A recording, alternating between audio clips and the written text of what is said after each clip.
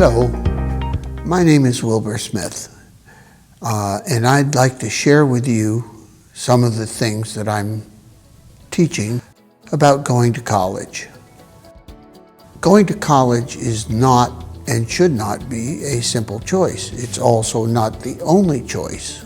There are a number of choices for people, including technical school, including getting a degree from high school and going into a job.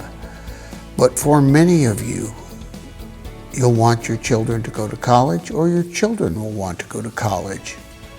So the first thing you need to do, though, when you think about going to college is ask why.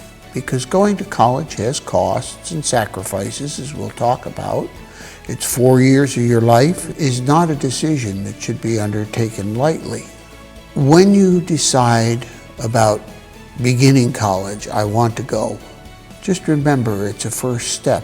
It's going to be a change. It's going to be something totally different than what your students have experienced.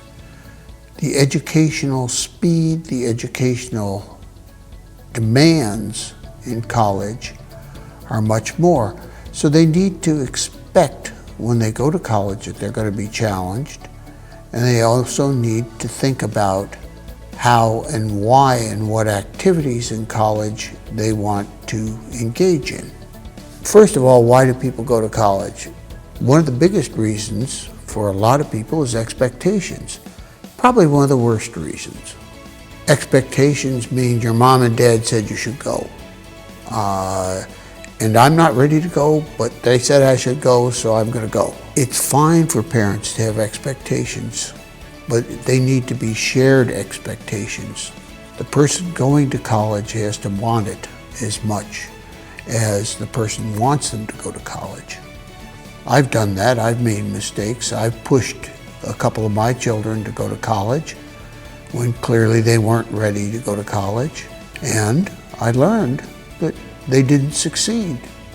But then they came back later when they realized that indeed they had other expectations, and one went, for example, to culinary school and became a chef.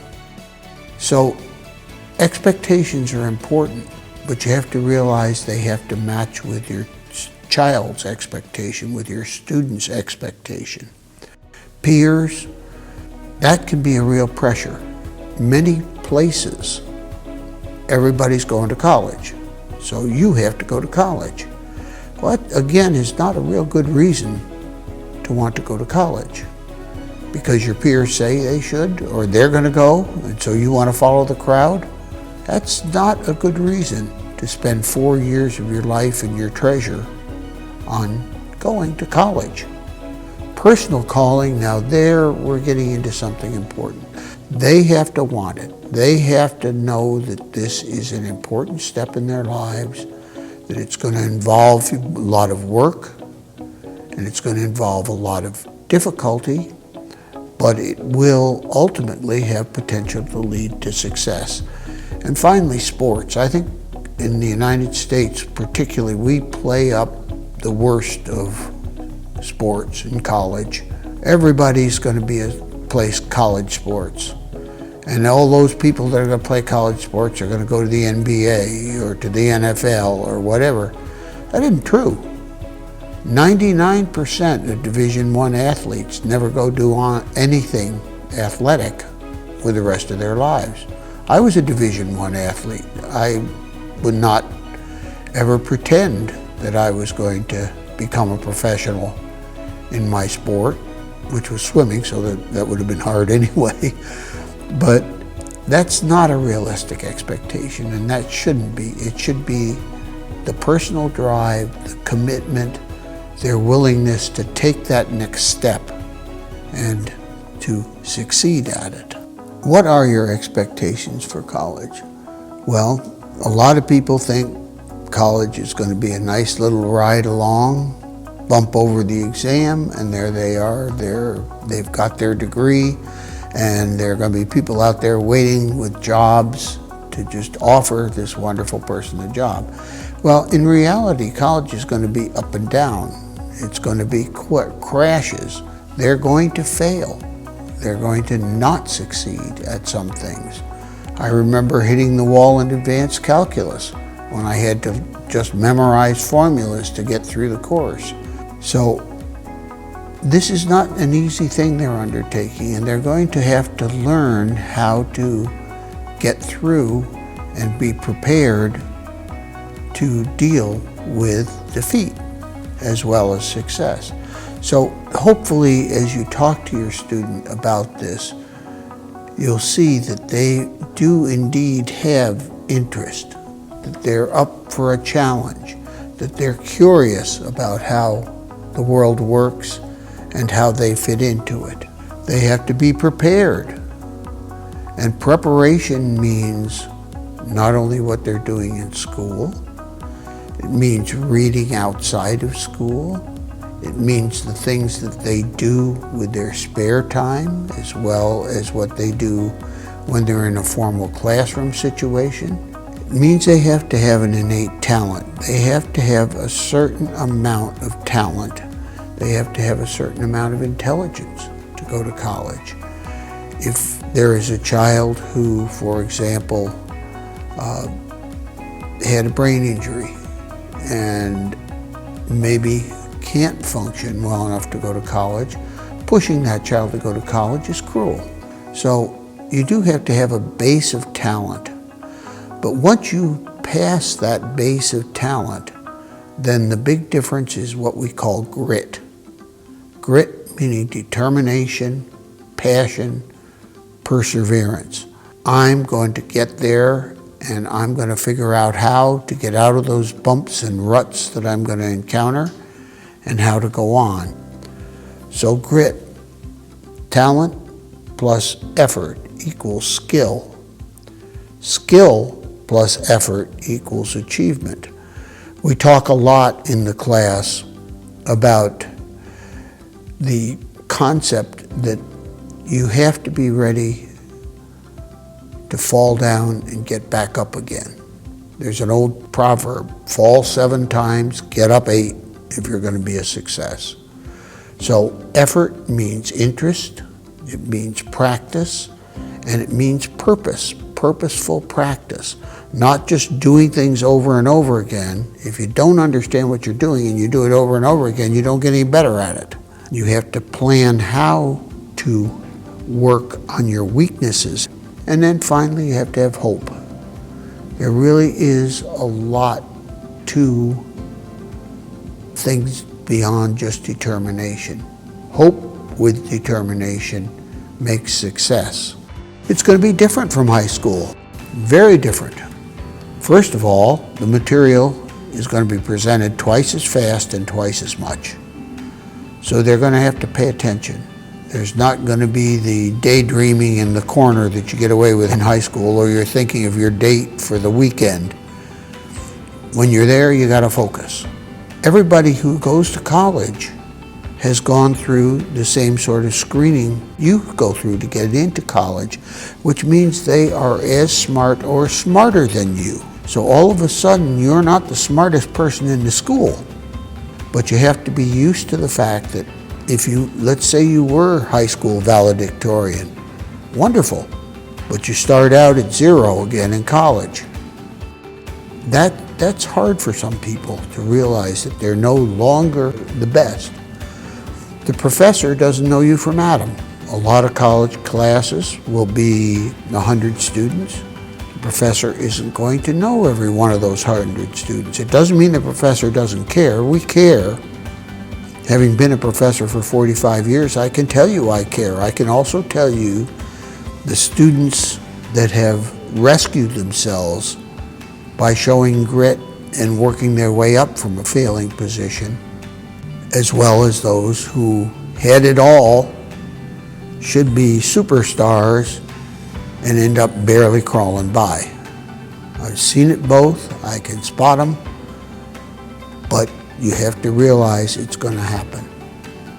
Because college can be impersonal, the first thing you got to do is make sure you're known as a person. That means sit up front. Don't go in the back. Don't pull a hoodie up over your head. Show as much as you can. Be on time. Go to class. I used to have a professor who locked the door 5 minutes after the class started. You couldn't get in. Personally, in courses I teach, particularly if tardiness was a problem, I'd always give the answers to 3 or 4 of the exam questions in the first 5 minutes of the lecture and then not repeat them again for the rest of the lecture. All professors will have office hours. If you get a chance, go to the office hour, introduce yourself. You don't want to be a, quotes, suck up, but you do want to show the professor you're interested in their field. So if you can go with a question, for example, Professor, I didn't understand this part of your lecture yesterday. Could you help me? They're more than happy to help you, and they get to know you. But above all, you are responsible for you. The professor will never care if the dog ate your homework. They'll just say, that's too bad. They'll never care if you had a big date that night and you didn't do it and you're not prepared for class. That's on you, not on the professor. The application. The application is important. First of all, you want to make sure you read it right, but also the application is your sales pitch to yourself. Well, Harvard, for example, they have about 300,000 applications for 3,000 spots. So your application has to stand out. It has to show your academics, which are best reflected in your grades. It needs to show extracurricular activities, and we talk to the students about building a curriculum vitae, or a story of their life, the things that they have done. You need to have at least 2 or 3 outside scholastic activities, working in a food bank, a diaper drive, and doing it consistently, not just showing up once, hiding in the corner, and then that's the end of it. But then a note from the person who was in charge of that saying, this person really helped me. They were committed, they did it. Being on the student council, that counts. Things like that are extracurricular, that show initiative, compassion, are very, very important as your extracurricular activities. Standardized tests. The SAT, colleges believe, screen who can do that level of work. So you need to make sure you know about the Scholastic Aptitude Test, when and where it's offered, or the ACT, which is offered sometimes in Iowa in the place of that. And there are things like the preliminary Scholastic Aptitude Test, the PSAT, which are usually taken during your junior year in high school, which number 1 lets you know what you have to expect on the SAT and correlates with how you're going to do. But number 2, it sets you up for scholarships, which is an important thing. So you need to at least think about that. And then finally, letters of support. Letters of support from alumni are wonderful. Letters of support from coworkers are wonderful. Letter of support from mom and dad doesn't mean much. Everybody loves their mother. That doesn't get you anywhere. Teachers, pastors, those things help tremendously. So again, set it up. Let your teacher, let's say, know that I want to go to college and I'm going to be seeking a letter of support. Let me know if there are things I can do to enhance your opinion of me to get a better letter of support. Don't be shy, get it done. So how do you choose your school? Well, the thing that's important here is to be realistic. There are all range of colleges that will take people, and some that will take a chance on people. And you need to know where they are and have a list. The best way to do it is to sit down and list the colleges you're interested in, to go on their websites. The websites will usually tell you what the mean SAT for getting in for the freshman class and what the mean qualifications are. If they say you have to be the top person in the class, speak Latin, Greek, and have conducted scientific experiments that led to change in the world don't apply to that school, because that school has impossible credentials. Instead, pick a school that fits with you better. And social compatibility is important. You don't want to, for example, go to a religious school if you're not a religious person. Catholic schools are a bit of an exception because they'll take everybody, and they do not insist upon your dealing with Catholicism, and they're widespread. So there's a lot of good colleges out there that are church-affiliated Catholic, and don't be afraid of them because of it, because they do not indoctrinate you. I've had my own kids graduate from Catholic schools, and they've done fine, and they're certainly not Roman Catholics today. So again, social compatibility, places where you're likely to fit in. One of our students, and I'm not meaning to make light of this, but wanted to name a college, and that was because she knew other people from her school had gone to that college and succeeded. That's not a bad reason. But if she is doing it because she expects that person to be there to mentor her along, that's a bad reason, because that person's going to be a junior by the time a senior in high school gets there, and probably the mentoring is going to be minimal. Location, employment. For example, if you think about Purdue University has a tremendous engineering school. If you want to be an engineer, Purdue University is a good school. If you want to do liberal arts, Indiana University is probably a better choice. So again, think of what each college will have at least some focus, and make sure the focus blends with what you want. Finally, future academic aspirations. There's an old myth, and I got caught in this one, that if your college has a medical school attached with it, for example, if you want to be a doctor, that will give you an advantage getting in. It does a tiny bit, but not much. So I made a mistake because I constrained myself to looking at colleges that had medical schools. I probably could have looked broader and done just as well. Find the median qualifications, see if you fit in, and then blanket your target. So for example, if you have 12 schools that you would like, pick 15% of them that are reach schools, the Harvards, the University of Pennsylvania, the Colgates, the Ivy League schools or the near Ivy League schools. It doesn't hurt to put one or two down. You may get rejected, but that's okay. In the middle, that's 75% of the places you apply to, or 70% of the places you apply to, they should be the ones where the academics match up most closely with yours.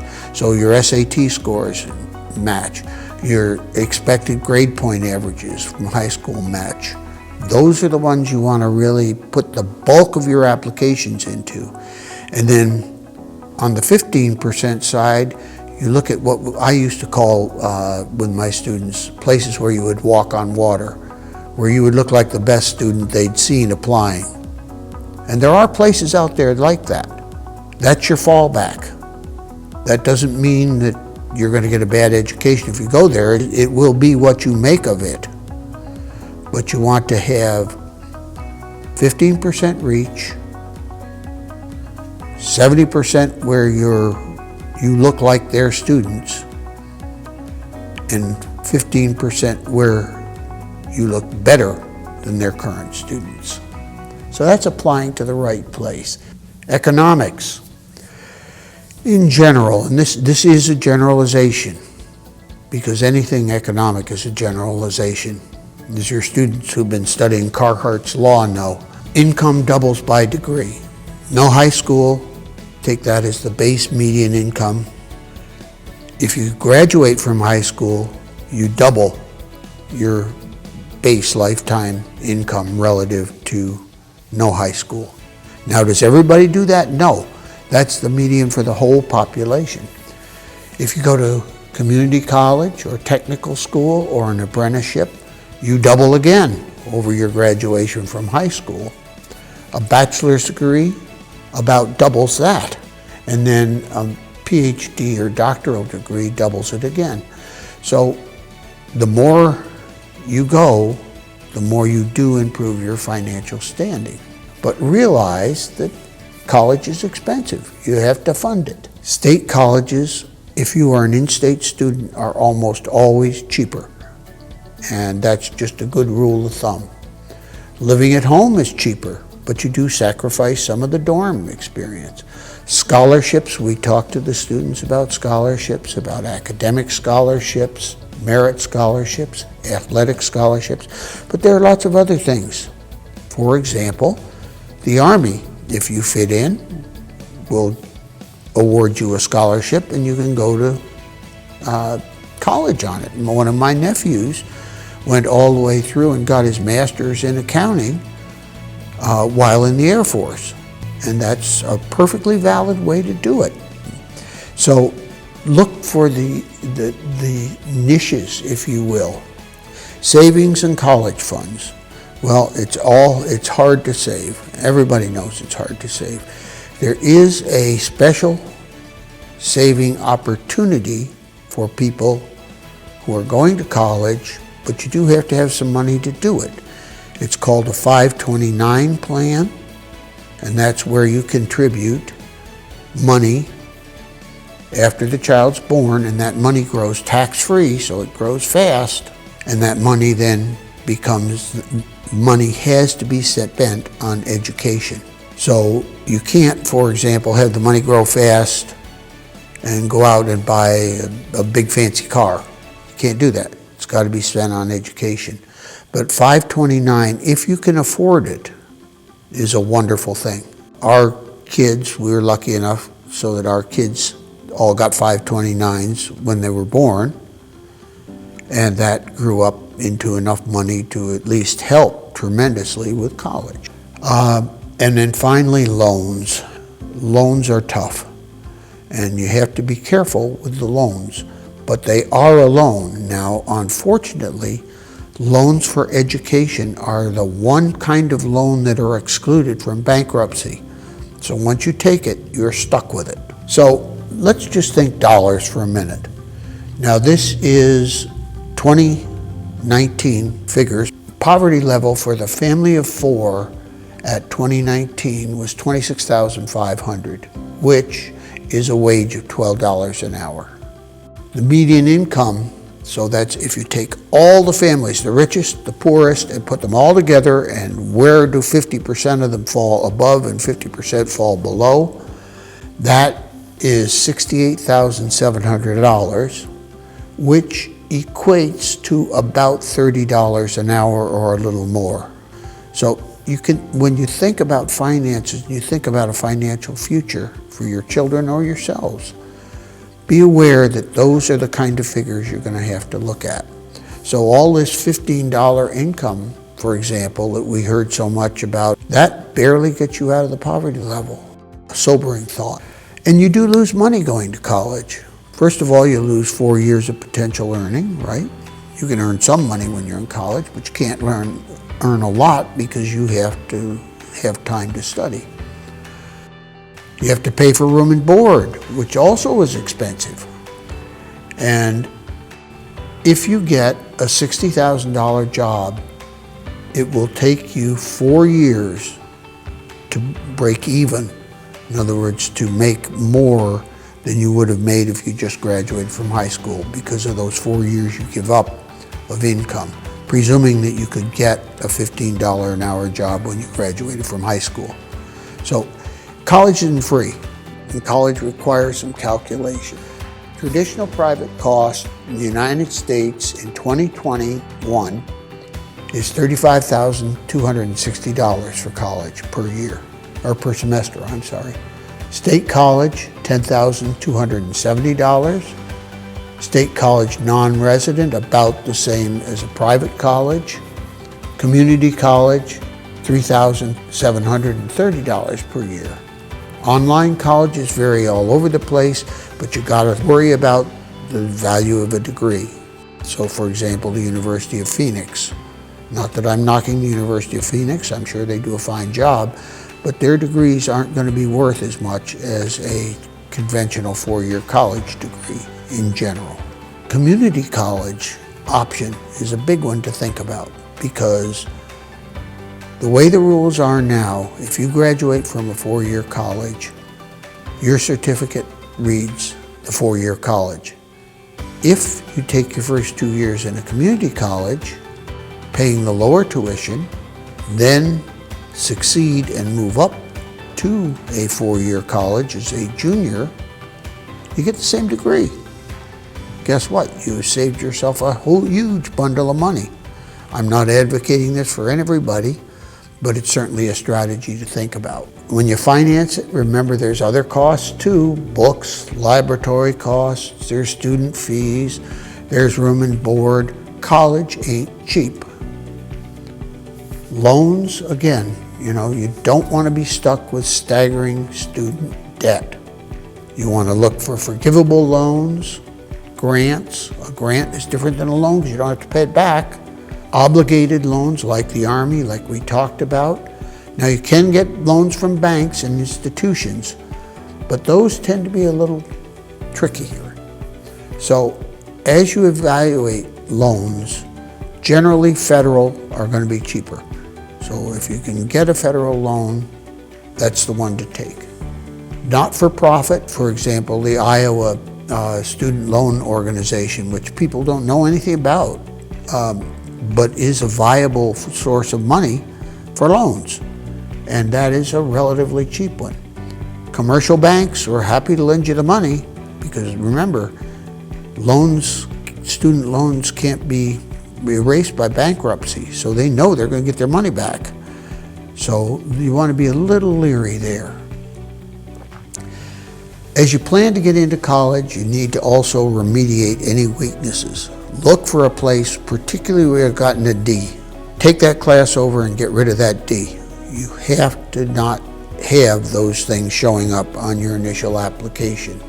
Anything lower than a C, make sure you get rid of it.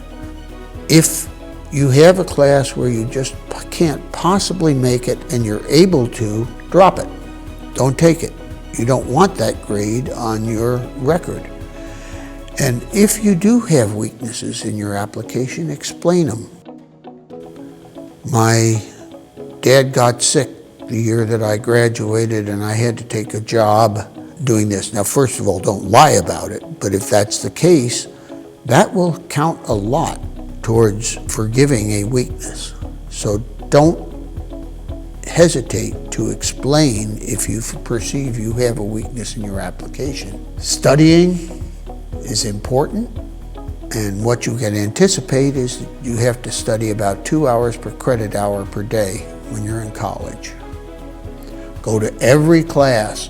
The weekend does not start on Thursday. That is a bad legend started by the beer companies, I think, or something, to try to make people think they ought to have a longer, glorious weekend in college. Don't believe it. Go to class. Study groups are great if they're a good group. If it's a study group turns into a party group, it's not a good group. So, you made it. You've gone through the loans, you've thought about the costs, you've taken a realistic assessment of yourself, you've thought about what your options are, you're in. Well, guess what? That's just the beginning. Now you got to plan how to succeed when you're in. So, first, colleges will tell you about orientations and things. Go to every orientation activity that you can go to, and if you can go in person, go. Ask advice on career choices, and do not get really wild and go hog wild and overload your first semester. 18 hours should be about the max for your first semester, no matter what they say. Well, we've gone through the college process. I will tell you that my 6 kids have all gone to at least some form of college, and You know, they've been variably successful, but they've all made use of their education. You can do this, but be prudent with it and make sure your students are doing it for the right reason. Well, thank you for paying attention. I hope I didn't bore you to death, and we are done.